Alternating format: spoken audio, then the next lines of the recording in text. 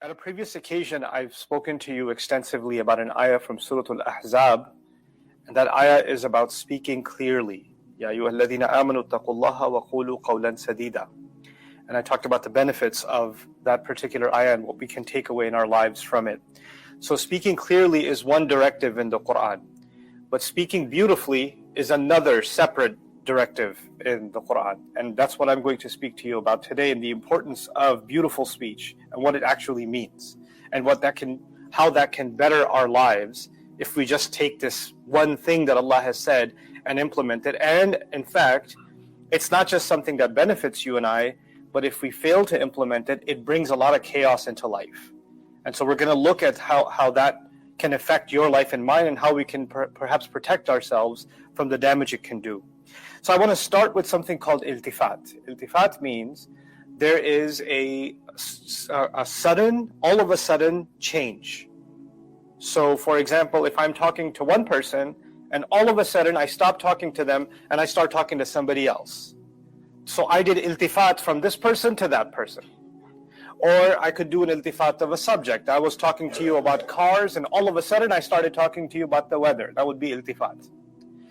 There's a kind of iltifat in the Quran. It's done very, very strategically.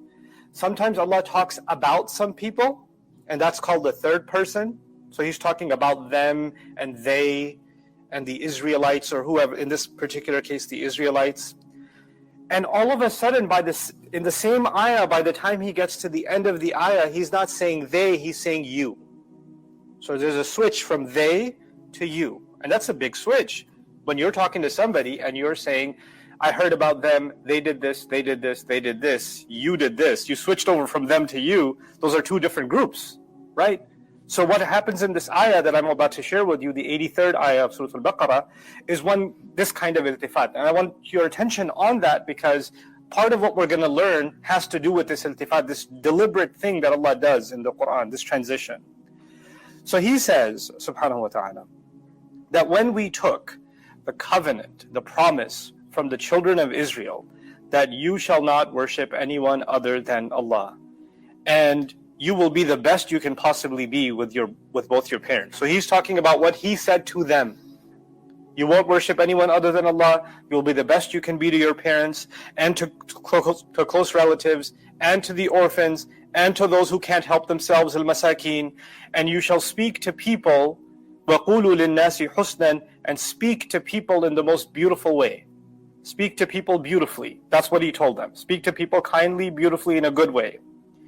وَأَقِيمُوا الصَّلَاةَ وَآتُوا الزَّكَاةَ, and establish, above and beyond all of that, establish the prayer, maintain the prayer, preserve the prayer, and give the charity that it's due to be given, the zakah.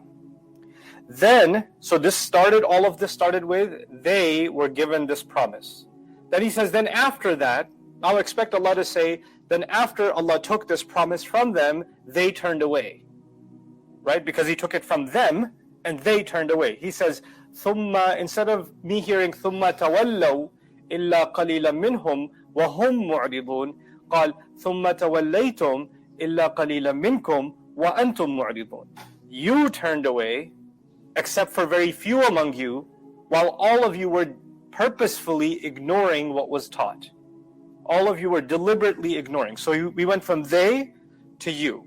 Now this is important for the Israelites, because when Allah gave them this, that was even though this is the time of the Prophet ﷺ, when Allah gave them this instruction, it was given to them through Musa a.s. That was thousands of years ago, even for them. And they've had many generations since then, and the Jewish community that the Quran is speaking to in Medina is actually thousands of years and many generations apart from the community from whom this promise was taken, the original children of Israel. You know, the ones that were given the Sharia of Musa alayhi salam. So what did Allah do? Allah, in one ayah, He spanned several centuries, He spanned several generations, and basically told them the same thing that was told to them. It's understood that it applied to all of you.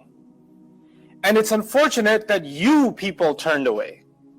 You people turned away. So Allah is making them concerned not with what the people in the past did, but what they're doing.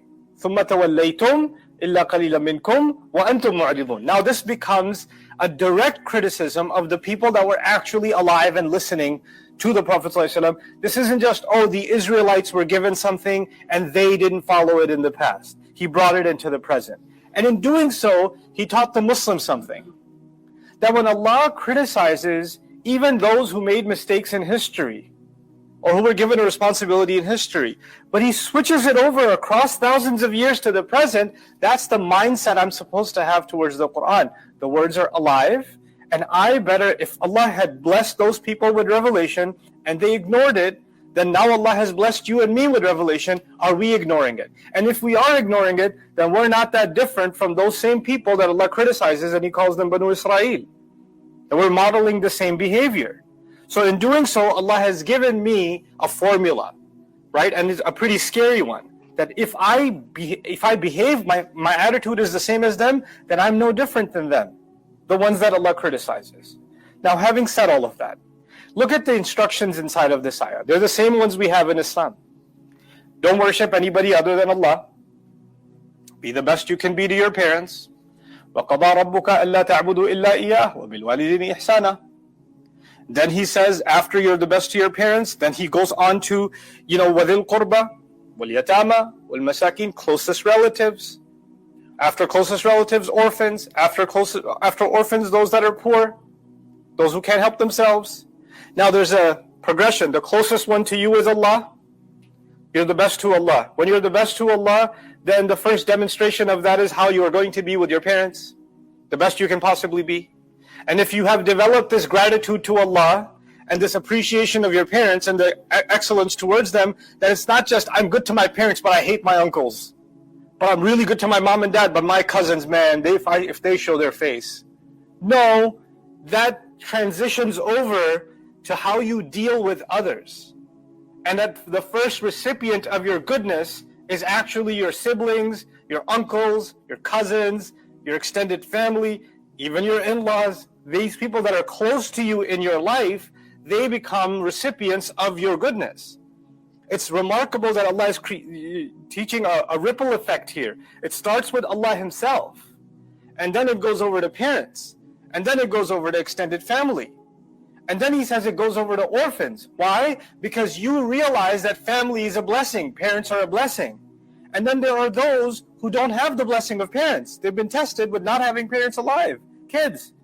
So you develop a compassion for children that are tested with that. And in this, what has Allah taught us? That worshiping Allah makes your heart soft towards the pain of others. It makes your heart soft towards the pain of others. Even others that you don't even know. Because this is something Allah put inside the heart of a believer and actually put inside the fitrah of a human being. It's in the nature of a human being to feel compassion for others that are suffering. So He says, وَالْيَتَامَى. And then the kids that are suffering, that's the first recipient of our mercy. So obviously children are given a priority. And then on top of that, He says, وَالْمَسَاكِينَ. But it's not only kids. Anybody who's stuck in a situation where they can't help themselves, people that are economically stuck, people that have lost their job, people that are chronically ill and can't take care of themselves. There are all kinds of people that are in the category of masakin. Now you're concerned about them also. You're doing the best you can towards them as well. Anybody you can. And at the end of all of that, you say, well, I give charity. I'm good to my parents. I'm pretty decent with my family. And I take care of everybody else too. I check. I cover all those bases. Right? Even though for most of us, that's a really hard thing to do. For me and you, that might be really hard to do. Because some of the most epic drama that you face in your life comes from your family. Comes from siblings, comes from uncles, comes from parents, comes from children, comes from spouse. Right? So the most arguments you have are not with people that are 3 degrees of distance from you. They're the ones that are right next to you. They're the ones that give you and I the hardest time. And we give them the hardest time. And so if you pass through all of that, what does He say? وَقُولُوا لِلنَّاسِ حُسْنًا. It's interesting, He said, he could have not mentioned the maf'ul bihi or muta'alliq here, but he did. He says, and you're going to speak in the most beautiful way to people. In other words, it's not just, I take care of my people and everybody else, you better watch out. Nobody better mess with us, right? Before they get to put me down, I'm going to put them in their place. You have this kind of gangster mentality that I learned actually when I was in high school, when I came to the United States. It's the antithesis of what I had learned living in traditional Muslim societies. But when you come here, you have to become rough, and you have to become, aggressive almost. Why? Because if you come across that way, nobody will mess with you. Because the norm is somebody will put you down. Somebody will target you. Somebody will, bully you in some way or the other. And you have to come across as someone who cannot be taken for a ride. You have to become tough, right? And in doing, what's the best way to do so? Well, you got to learn some pretty bad language. If all your friends are cursing and everybody else is raising their voice and getting, outrageous, you notice that the people that are the safest at school are the people that everybody else is scared of. So you better develop some scary, qualities in your personality also, so that people don't mess with you, which is the opposite of وَقُولُوا لِلنَّاسِ حُسْنًا, speak kindly to people. So this is inculcated into us. It's put into us. And in fact, the only time people learn to speak nicely is when either their life depends on it. Excuse me, officer, I'm so sorry I was speeding. That's the only time you're going to speak kindly, right? Or if your employer, your boss, you're going to speak kindly. Hey, sorry, boss. Hey, I'm really sorry I'm late. Or your teacher who's going to fail you, now you're going to speak kindly. In front of a judge in a courtroom, you'll speak kindly. But the waiter at a restaurant, why do you need to speak to them kindly? Hey, why are you late? Excuse me, I'm sitting over here. All of a sudden, the moment you don't get some benefit out of it, or you're not scared of the person, then you can go back to your gangster ways. And you can put everybody else in their place. You can yell and scream at the cash register guy, or the waiter at the restaurant, or whoever else. Reminded of a story that a friend recently told me, that they in Ramadan they went to iftar at a restaurant. It's very busy, right? And the iftar time came, and they didn't get the food, and usually they serve dates. At least you break your fast, but they didn't even serve the dates. And they prayed Maghrib, and they're still waiting, and they don't even have water or dates. And it's been 40 minutes, they haven't broken their fast. So, and you're already hungry, so you're pretty upset. And the waiter the lady keeps passing by, and she keeps avoiding eye. Sometimes the waiters, they avoid eye contact on purpose, because you'll give them the stare of death. They know that, so they know from the side of their eye they can see, and they ignore you, and they just go, right? So finally, 40 minutes later, she brings the dates to the table and water. And one of the people sitting at the table said, did you break your fast? Because it's a Muslim lady. And she said, no. And she gave her date to her and said, why don't you break your fast? Now that's قُولُوا لِلنَّاسِ حُسْنًا, right? But what would we do? What kind of restaurant is this? Let me speak to the manager. I mean, seriously, do you not see us here? You passed us by 40 times. This person didn't have an agenda to ruin your life and, starve you to death so you suffer the consequences of not having iftar on time. They're also doing the best they can. But you know what this is? It's a lack of empathy. We're not able to, there's a consistent, logic developed in the Quran. First, you worship none other than Allah. And what does that do? Allah knows all your faults. Allah knows all your faults. And then after Allah, the people who know you the way nobody else knows you is your parents. And you're good to your parents. And when you're good to your parents, you're good to family, and you know the trouble that happens in family. You know who's in trouble, you know who's having a hard time, you know who's sick. You learn to see people's pain when you're good to them. And then yatama and masakin, those are people that are in pain and suffering. So you realize, with that experience, you realize a lot of times people look okay on the outside, but they may not be doing okay. So I need to develop a kind of kindness in the way I speak to people. God knows what they've been going through. Allah only knows. So وَقُولُوا لِلنَّاسِ حُسْنًا, just speak beautifully to people. Just speak kindly to people. And this was given, what baffles me is this was given to Musa alayhi salam, right? And Musa alayhi salam, remarkably, is actually these are children of Israel that started with Yusuf alayhi salam, the sons of Israel, right? And Yaqub alayhi salam, that legacy. And in that legacy, the brothers of Yusuf used to speak bad about him. And so much disaster came in that family's life because of the way they spoke about each other and to each other. The son spoke to the father badly. إِنَّكَ فِي ضَلَالِكَ الْقَدِيمِ, you're just confused old man again? Tallahi tafta'u tadhkuru Yusuf. Anger was expressed in that way. And now, generations later, those children now have thousands and thousands of children. They're a nation now, and Allah gave them this vast law. Jewish law is actually pretty vast. I've spoken to rabbis before. They study their traditional books 14, 15 years, and they still don't have a grasp of it. And they do 2 or 3 PhDs on average, some of their top scholars. 2 or 3 PhDs. And their hair's turned gray, and they're still studying. They're called ahbar for a reason. Their hands were dipped in ink. And what did Allah do in this ayah? He took all of that law that they have, and He summarized the essence of it. And part of the essence of it is, speak kindly when you open your mouth. And nas is everybody. You know what that does? It includes my parents, it includes my spouse, it includes everybody. And the Prophet ﷺ says, khayrukum khayrukum li ahlihi, right? The best of you are the best to your families. You know what that means? That the best words I use should be for the husband, the wife, the mother, the father, the brother, the sister. They should get the best words. What happens in our families? If you invite somebody over, oh, they're coming. Clean up the house. Why is that there? What are you doing here? What are you doing? Oh my God, the rice still isn't done. Are you serious right now? And there's this it looks like an angry kitchen, and there's like a civil war happening inside the house, and then the bell rings. The guests come over, the bell rings, and all of a sudden, everybody becomes a model citizen.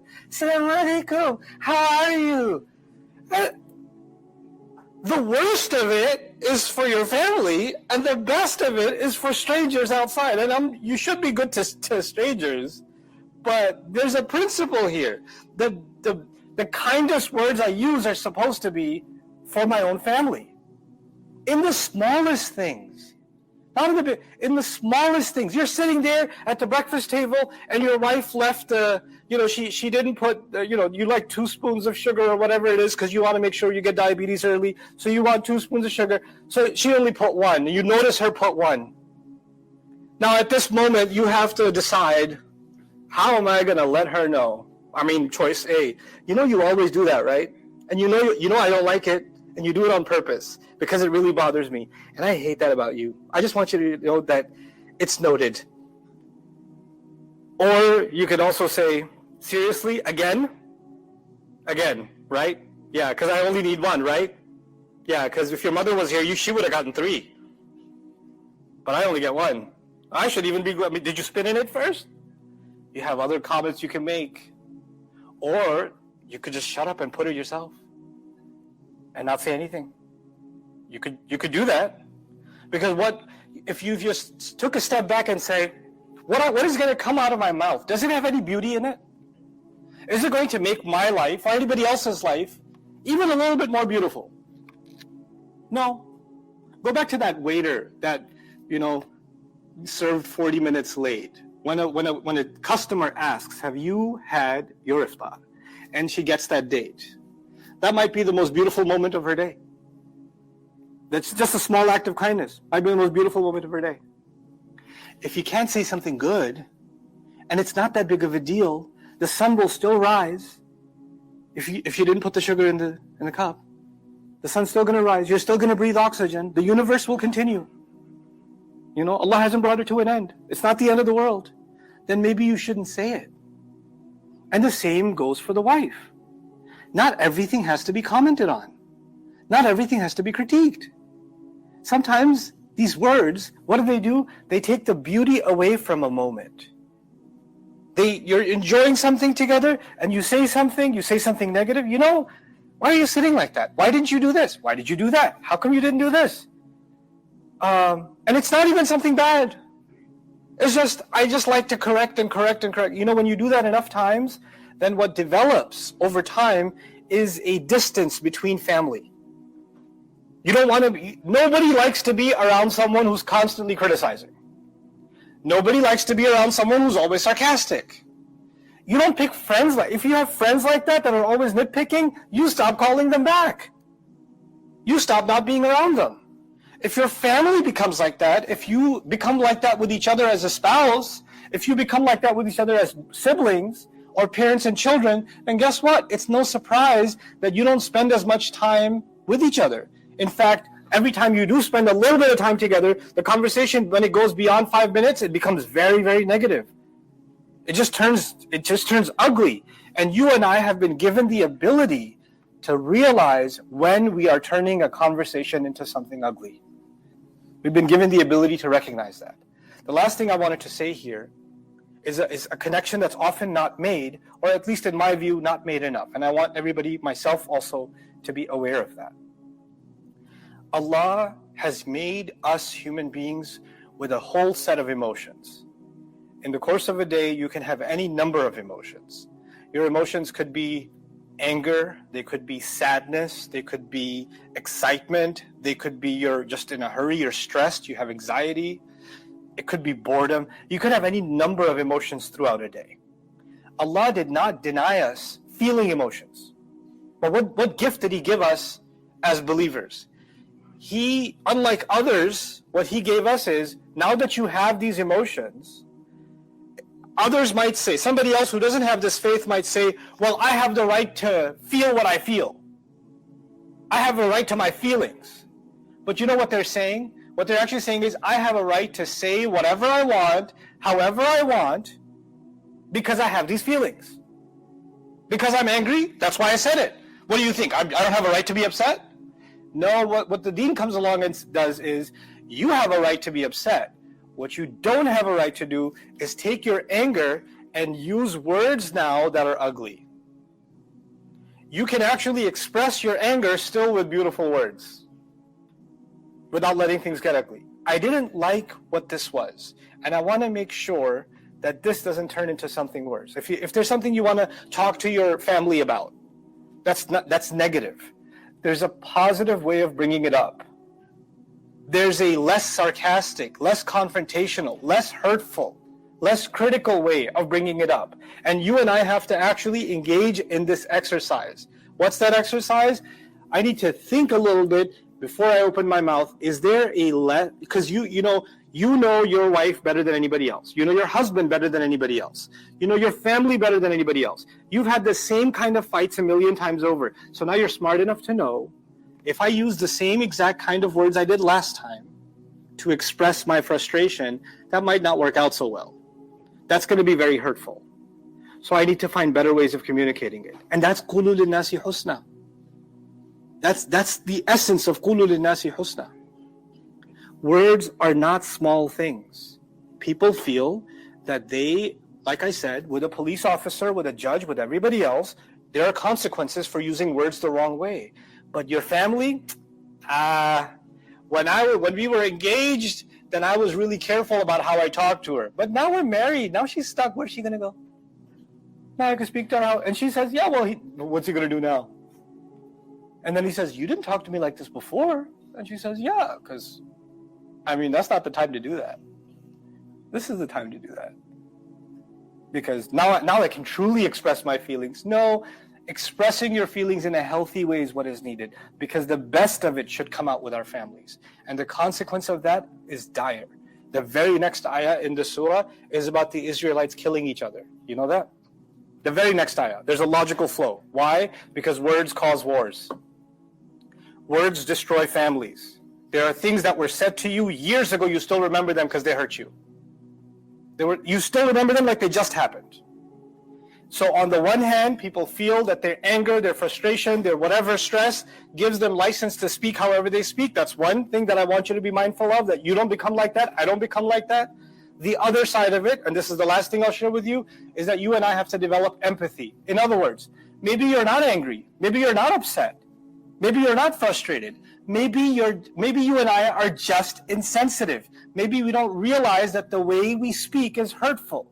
Just because I don't think it's hurtful doesn't mean that it's not hurtful. I have to if the other person says, hey, the way you said that really hurt me. You say, what? I said it normal. That's how I always tell it. I just called you fatty. But you are fat. I can't speak the truth anymore? In Islam, we speak the truth. Now you could turn this in. You can become impossible. You could be obnoxious. You could turn it around, and when you do that, obviously you're not interested in conversation. You're interested in digging in your heels and making things worse, right? But if you really want to, like this takes iman in Allah. If you and I become mindful of Allah, then when someone points out that we've hurt them with our words, we will take that very seriously. And we will say, I really want to understand how I did that. I didn't realize it. Let me take a step back and think about that. And maybe they're right about something. Maybe there is something I could have changed. Maybe there is something I could have said better. Because if we don't do that, then I'm afraid for myself. You should be afraid for yourself. Allah Azza wa Jalla says, وَيْلٌ لِكُلِّ هُمَزَةٍ لُمَزَةٍ. That the worst kind of hell is for people who speak behind people's back and hurt their feelings, or speak to them in their face and hurt their feelings. And the kul there means they come in all shapes and sizes. There are all kinds of phrases, expressions, facial expressions you can use, communication forms you can use, sarcasm you can use that can categorize itself under lumaza, humaza and lumaza, in fact. So it's not just a thing, oh, you're just too sensitive. Why do you have to make a big deal out of it? Words are a big deal in this deen. Words are a big deal. And I don't want you to, as I speak this, I don't want you to take this, where is this video getting posted? I need to share it with my wife. She really needs to hear this. Or I need to share it with my husband. He really needs to hear it. Oh, can I send this to all of my in-laws? Because they really need to hear this. We all feel that somebody else needs to hear it, but Rasulullah sallallahu alaihi wasallam, who wanted a message that everybody in the world should hear, used to say, "Usikum wa nafsi bi taqwallahi azza wa jal." I counsel you and I counsel myself of the taqwa of Allah. Like, وَمَنْ أَحْسَنُ قَوْلًا مِمَّنْ دَعَا إِلَى اللَّهِ وَعَمِلَ صَالِحًا وَقَالَ إِنَّنِي مِنَ الْمُسْلِمِينَ. I'm from among the Muslims. I am speaking to myself. I need to learn to speak to myself. I need to carefully analyze where am I falling short in this.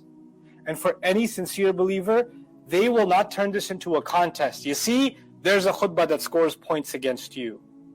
And this khutbah puts me, when you start using the religion to win a contest, then the deen of Allah is not supreme. Your ego is more supreme than the deen of Allah. Right? So you and I have to humble ourselves to the word of Allah, and I pray for our own benefit and for the benefit of those that we love, that we become kinder with the words that we use with each other, and become more mindful of speaking when things are going to have a beautiful consequence. بارك الله لي ولكم في القرآن الحكيم ونفعني وإياكم بالآيات والذكر الحكيم.